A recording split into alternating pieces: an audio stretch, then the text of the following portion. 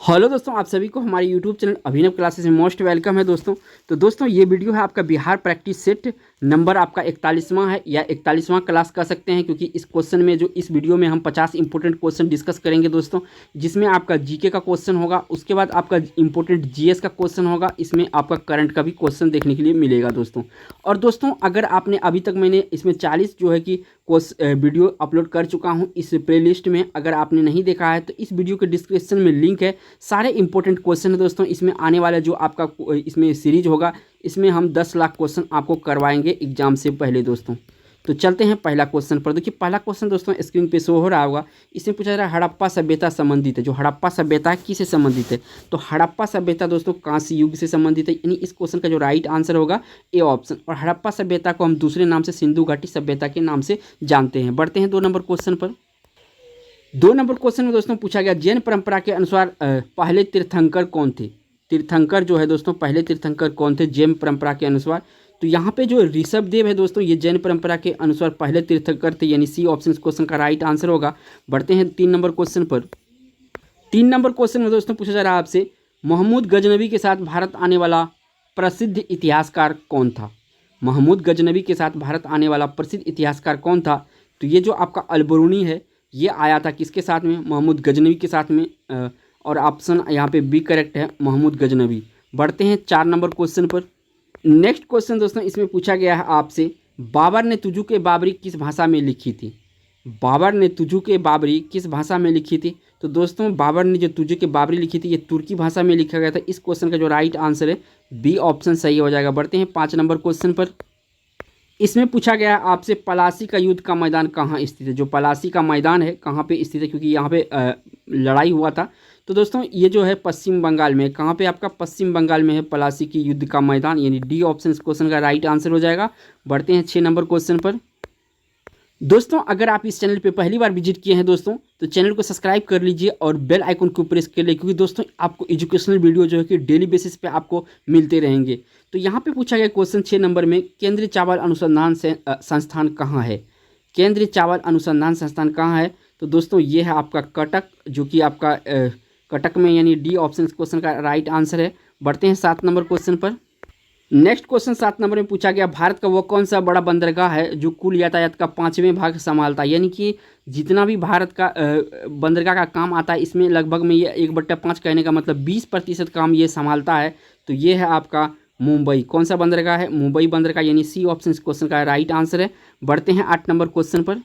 Next question दोस्तों इसमें पूछा गया है 8 नंबर में अंकलेश्वर किसके लिए प्रसिद्ध है? जो अंकलेश्वर है किसके लिए प्रसिद्ध है? तो अंकलेश्वर आपका तेल के लिए प्रसिद्ध है, यानी कि डी पेट्रोलियम जो तेल होता है इसके लिए प्रसिद्ध है, यानी डी ऑप्शन इस क्वेश्चन का राइट आंसर होगा।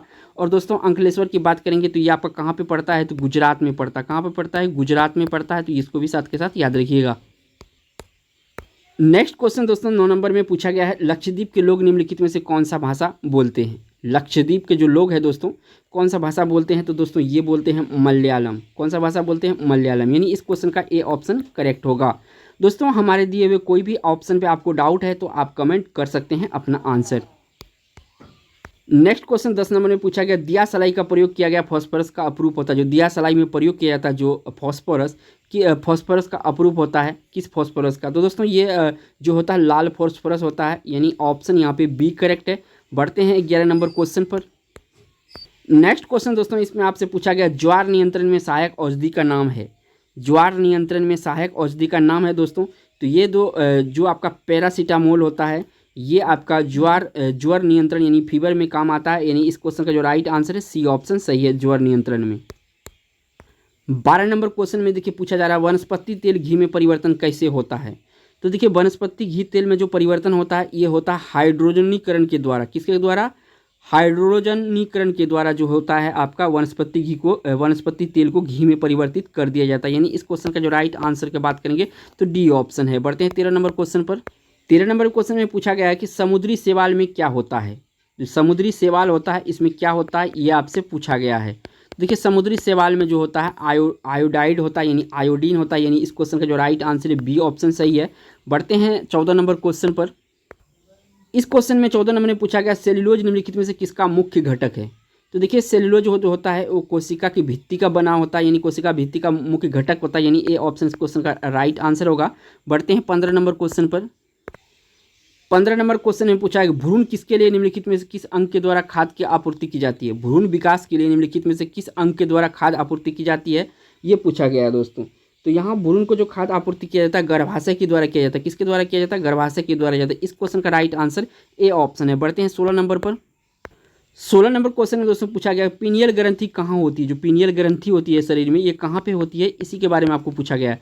तो दोस्तों पीनियल ग्रंथि जो होता है आपका ये यकृत में होता है। कहाँ पे होता है? यकृत में होता है। ए ऑप्शन करेक्ट है। बढ़ते हैं 17 नंबर क्वेश्चन पर। 17 नंबर क्वेश्चन में पूछा गया है सूक्ष्म अर्थशास्त्र का संबंध होता है। जो सूक्ष्म अर्थशास्त्र है उसका संबंध किससे होता है? तो दोस्तों ये व्यक्तिगत इकाई से सूक्ष्म अर्थशास्त्र का संबंध होता है। तो यानी ए ऑप्शन इस क्वेश्चन का राइट आंसर है। नेक्स्ट क्वेश्चन 18 नंबर में पूछा गया भारत के ग्रामीण क्षेत्रों में मौसमी बेरोजगारी उत्पन्न होने का प्रमुख कारण है। भारत के ग्रामीण क्षेत्रों में मौसमी बेरोजगारी उत्पन्न होने का प्रमुख कारण क्या है? तो दोस्तों यहाँ कृषि का सामयिक प्रकृति के कारण जो है ग्रामीण क्षेत्रों में मौसमी बेरोजगारी होता है, यानी इस क्वेश्चन का राइट आंसर सी ऑप्शन है। बढ़ते हैं 19 नंबर क्वेश्चन पर। 19 नंबर क्वेश्चन में पूछा गया है मुस्लिम लीग संविधान सभा का बहिष्कार क्यों किया। मुस्लिम लीग जो था संविधान सभा का क्यों बहिष्कार किया था? तो देखिए मुस्लिम लीग जो है वह मुसलमानों के लिए एक अलग संविधान चाहती थी, इसी कारण से मुस्लिम लीग संविधान सभा का बहिष्कार किया है, यानी इस क्वेश्चन का जो राइट आंसर होगा सी ऑप्शन होगा। 20 नंबर क्वेश्चन में पूछा गया मछली किनकी रचना। जो मछली है किनकी रचना है, ये पूछा गया दोस्तों। तो मछली ये विनोद कुमार शुक्ल जी का रचना है। याद रखिएगा विनोद कुमार शुक्ल जी का रचना है मछली। 21 नंबर में पूछा गया भारत में दल बदल विरोधी अधिनियम कब बना। भारत में दल बदल विरोधी अधिनियम कब बना? तो ये बना था आपका 1985 में दल विरोधी अधिनियम, यानी बी ऑप्शन इस क्वेश्चन का राइट आंसर होगा। बढ़ते हैं 22 नंबर क्वेश्चन पर। इस क्वेश्चन 22 नंबर में पूछा गया लघु ज्वार भाटा कब आता है। लघु ज्वार भाटा कब आता है? तो यहाँ पे लघु ज्वार का बात हो रहा है दोस्तों। तो लघु ज्वार भाटा जो आता है ये आपका सप्तमी या अष्टमी के दिन आता है, यानी इस क्वेश्चन का जो राइट ऑप्शन होगा सी ऑप्शन यहाँ पे सही होगा। 23 नंबर क्वेश्चन में पूछा गया सौराष्ट्र की सुदर्शन झील का निर्माण किसने करवाया था। सौराष्ट्र में जो सुदर्शन झील है इसका निर्माण किसने करवाया था? तो सौराष्ट्र में सुदर्शन झील का निर्माण कराया था आपका चंद्रगुप्त मौर्य, यानी इस क्वेश्चन का राइट ऑप्शन ए ऑप्शन होगा। बढ़ते हैं 24 नंबर क्वेश्चन पर। इसमें पूछा गया है कि पूर्व का मैनचेस्टर किसे कहा गया। ये नहीं पूछा गया कि भारत का मैनचेस्टर, ध्यान से इसको आंसर कीजिएगा दोस्तों। तो इसमें पूछा गया पूर्व का मैनचेस्टर। तो पूर्व का जो मैनचेस्टर है दोस्तों ये ओसाका को कहा जाता है। किसको कहा जाता है? ओसाका को कहा जाता है, यानी इस क्वेश्चन का जो राइट ऑप्शन होगा डी ऑप्शन होगा। बढ़ते हैं 25 नंबर क्वेश्चन पर। 25 नंबर क्वेश्चन में पूछा गया दोस्तों पवनार आश्रम संबंध है। जो पवनार आश्रम है इसका संबंध किससे है इनमें से? तो ये विनोबा भावे जी जो है इसी से संबंध था पवनार आश्रम का। इस क्वेश्चन का जो राइट आंसर है डी ऑप्शन सही होगा। बढ़ते हैं 26 नंबर क्वेश्चन पर।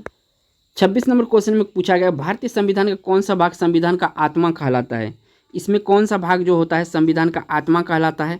तो संविधान का जो उपचार है दोस्तों इसी को संविधान का आत्मा कहा गया है, यानी 26 का जो राइट आंसर है दोस्तों सॉरी उद्देशिका को कहा गया। किसको कहा गया? उद्देशिका का। मैं गलती से संविधान में चला गया था, उपचार में चला गया था। आत्मा कहा, किसको कहा गया? सी को, यानी उद्देशिका को। बढ़ते हैं 27 नंबर क्वेश्चन पर। नेक्स्ट क्वेश्चन दोस्तों 27 नंबर पूछा गया क्लोरोफार्म का प्रयोग किस रूप में किया जाता है। जो क्लोरोफार्म होता है उसका प्रयोग किस रूप में किया जाता है? देखिए क्लोरोफार्म का जो प्रयोग होता है ये निश्चेतक के रूप में किया जाता है। किसके? बेहोश करने की, यानी मरीज को बेहोश करने के रूप में इसका इस्तेमाल किया जाता है डॉक्टरों द्वारा, यानी इस ऑप्शन को बी सही है यहाँ पर। बढ़ते हैं 28 नंबर क्वेश्चन पर। 28 नंबर क्वेश्चन में दोस्तों पूछा गया है सीडेराइट किसका अयस्क। जो सीडेराइट होता है ये किसका अयस्क है? तो सीडेराइट आपका आयरन यानी कि लोहे का अयस्क है। इस क्वेश्चन का राइट ऑप्शन आपका बी ऑप्शन होगा। बढ़ते हैं 29 नंबर क्वेश्चन पर। 29 नंबर क्वेश्चन में दोस्तों पूछा गया मीराबाई का जन्म कहाँ हुआ था। मीराबाई कवित्री है दोस्तों, इसका जन्म कहाँ पे हुआ था? तो इसका जन्म आपका राजस्थान में हुआ था। कहाँ पे हुआ था? राजस्थान में। तो इस क्वेश्चन का ऑप्शन यहाँ पे डी सही हो जाएगा। नेक्स्ट क्वेश्चन दोस्तों 30 नंबर में पूछा गया शौक किस रस का अस्थाई भाव है। जो शौक है किस रस का अस्थाई भाव है ये आपसे पूछा गया है। तो ये आपका जो करुण होता है इसका अस्थाई भाव है शौक, यानी बी ऑप्शन इस क्वेश्चन का राइट आंसर हो जाएगा। बढ़ते हैं 31 नंबर क्वेश्चन पर। 31 नंबर क्वेश्चन में पूछा गया प्रकाश की तरंगे होती है किस प्रकृति की प्रकाश की तरंगे होती है। तो प्रकाश की तरंगे जो होता है दोस्तों विद्युत चुंबकीय प्रकृति का होता है, यहाँ ए ऑप्शन इस क्वेश्चन का राइट आंसर है। बढ़ते हैं आपका 32 नंबर क्वेश्चन पर। 32 नंबर क्वेश्चन में पूछा गया दोस्तों एक तरंग की आवृत्ति एवं आवर्तकाल का गुणनफल होता है। यानी कि आवृत्ति और आवर्तकाल का जो गुणनफल होता है तरंग का कितना होता है। तो दोस्तों अगर ये दोनों को गुना करते हैं तो 1 होता है। तो ऑप्शन यहाँ पे बी करेक्ट है दोस्तों। 33 नंबर में पूछा गया प्रच्छन्न बेरोजगारी का समान अर्थ होता है। प्रच्छन्न बेरोजगारी का जो समान अर्थ होता है क्या होता है। तो दोस्तों इसका सीधा अर्थ जो होता है वैकल्पिक रोजगार उपलब्ध नहीं, यानी ऑप्शनल कोई यहाँ पे रोजगार नहीं होता है। तो इसी कारण से इसको प्रच्छन्न बेरोजगारी कहा जाता है। बी ऑप्शन इस क्वेश्चन का राइट आंसर होगा। बढ़ते हैं 34 नंबर क्वेश्चन पर। नेक्स्ट क्वेश्चन दोस्तों इसमें आपसे पूछा गया निम्नलिखित में से कौन सा अप्रत्यक्ष कर है। इनमें से कौन सा अप्रत्यक्ष कर है ये पूछा गया। तो अप्रत्यक्ष कर जो है दोस्तों ये आपका सीमा शुल्क जो है दोस्तों ये आपका क्या होता है, इसमें इस ऑप्शन में अप्रत्यक्ष कर है। अब देखिए प्रत्यक्ष कर और अप्रत्यक्ष कर का जो फंडा होता है, देखिए अप्रत्यक्ष कर वो होता है जिस पे लगाया जाता है वो नहीं, उसके द्वारा नहीं चुकाया जाता, और प्रत्यक्ष कर वो होता है जिन पर लगाया जाता है उनको चुकाना पड़ता है। तो यहाँ पे बी ऑप्शन इस क्वेश्चन का फिलहाल राइट आंसर है। बढ़ते हैं 35 नंबर क्वेश्चन पर। नेक्स्ट क्वेश्चन 35 नंबर में पूछा गया माउंटबेटन योजना। माउंटबेटन योजना क्या है। तो देखिए दोस्तों ये योजना जो है माउंटबेटन योजना, भारत विभाजन की मांग को स्वीकार करना ये योजना का मुख्य उद्देश्य था।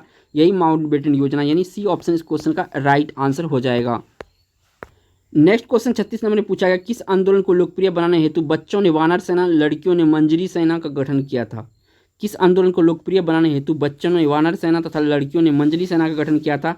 तो दोस्तों ये किया गया था आपका सविनय अवज्ञा आंदोलन को जो है लोकप्रिय बनाने हेतु, यानी सी ऑप्शन क्वेश्चन का राइट आंसर हो जाएगा। बढ़ते हैं 37 नंबर क्वेश्चन पर। नेक्स्ट क्वेश्चन दोस्तों पूछा गया 37 नंबर में दक्षिण पूर्व एशिया में विश्व की आधी से अधिक जनसंख्या मिलती है। तो दक्षिण में दोस्तों आपका चीन भी आता है और अपना भारत भी आता है। ठीक है, ये दोनों को यहाँ पे शामिल किया गया। अब पूछा गया है कि इन दोनों में जो है कि जनसंख्या क्यों अधिक है इन क्षेत्र में। तो देखिए दोस्तों यहाँ पर जो है यहाँ मैदान उपजाऊ जलोढ़ मिट्टी से बने हैं और ये बहुत उपजाऊ है, इसी कारण से यहाँ पर जो है कि अधिक जनसंख्या है दक्षिण एशिया में। 38 नंबर क्वेश्चन में दोस्तों पूछा गया है ज्वारीय वन का सर्वप्रमुख वृक्ष कौन सा है। जो ज्वारीय वन होता है इसका सर्वप्रमुख वृक्ष कौन सा है ये पूछा गया दोस्तों।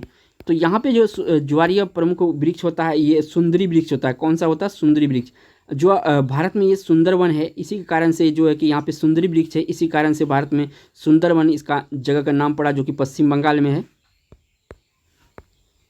39 नंबर क्वेश्चन में पूछा गया रेगुर मिट्टी का रंग काला होता है। जो रेगुर मिट्टी है इसका रंग काला होता है। तो ये बेसाल्ट चट्टानों से निर्मित है, इसी कारण से इस मिट्टी का रंग काला होता है, यानी ए ऑप्शन इस क्वेश्चन का राइट आंसर हो जाएगा। अब बढ़ते हैं 40 नंबर क्वेश्चन पर। नेक्स्ट क्वेश्चन 40 नंबर में पूछा गया हॉकी का गेंद का रंग कैसा होता है। हॉकी का जो गेंद होता है इसका रंग कैसा होता है ये पूछा गया दोस्तों इसमें। तो हॉकी का गेंद का जो रंग होता है ये सफ़ेद होता है। इस क्वेश्चन का राइट आंसर यहाँ पे डी ऑप्शन हो जाएगा। 41 नंबर क्वेश्चन में पूछा गया स्वर्ण कमल पुरस्कार का संबंध किससे है। स्वर्ण कमल पुरस्कार का संबंध जो है किससे है ये पूछा गया दोस्तों।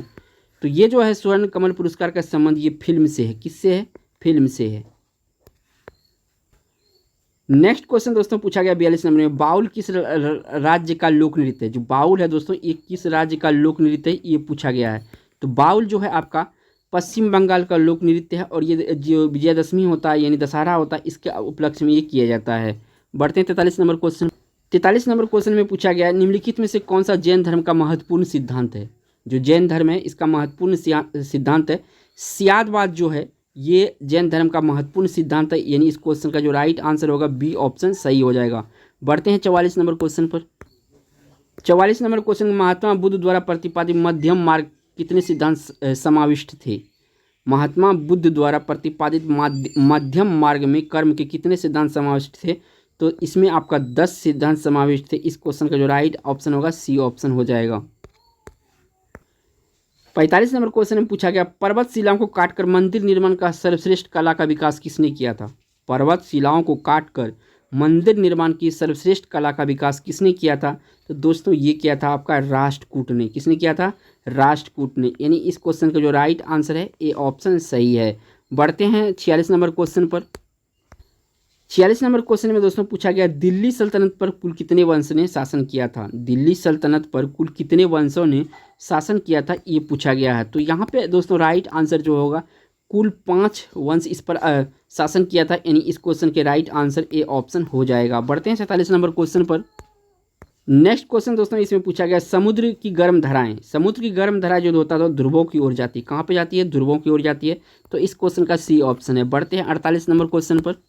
नेक्स्ट क्वेश्चन दोस्तों 48 नंबर में पूछा गया पोंगल क्या है, जो पोंगल है ये क्या है, ये पूछा गया है।